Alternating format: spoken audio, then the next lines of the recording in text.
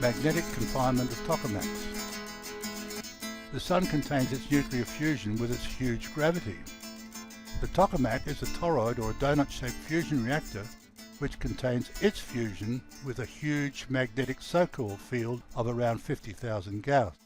It uses tens of megawatts to reach ignition point, where it fuses hydrogen or its isotopes via a few steps into helium, thereby releasing energy, as does the Sun.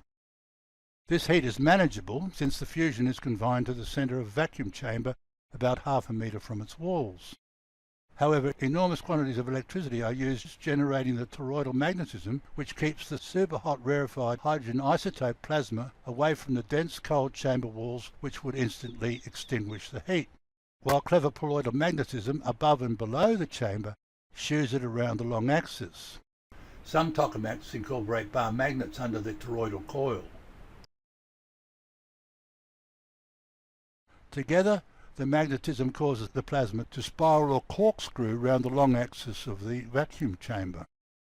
Maintaining this enormous magnetism is why so far tokamaks are inefficient. All tokamaks past, present and planned have been designed by sufferers of perpendicularitis. A me-flow designed tokamak engineers the magnetism differently by restraining the plasma with a barrier of counter-revolving magnetic energy flow. The iron filing map here shows magnetism inflating between two opposite pole bar magnets. As explained in YouTube 2, the filings are following the eyes of many vortexes. If they flow clockwise between the magnets, they flow anti-clockwise down the outside of them. Shortening the length of the magnets reduces the anti-clockwise mini-vortex flow along their short length, allowing the clockwise mini-flow inflation between them to dominate. When magnets with centre holes are aligned, there is mini-vortex inflation both internally and externally, whereas the outer edges of the external mini-vortexes move parallel to the generating current. The centre side edges of the internal mini-vortexes flow the opposite way.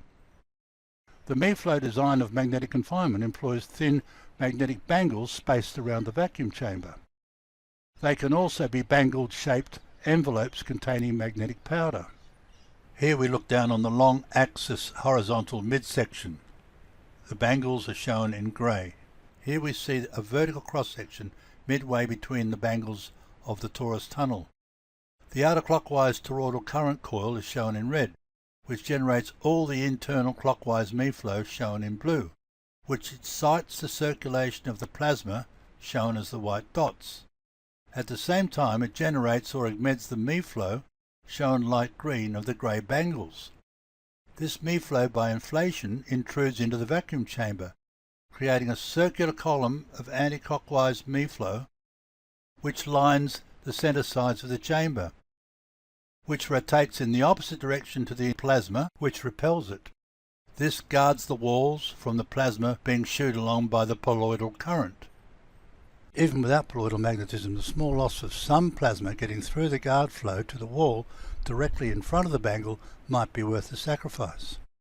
This magnetic guard initially halves the toroidal confinement power, therefore reduces the size of the tokamak, which in turn exponentially reduces the power demand and therefore again reduces the size, and so on.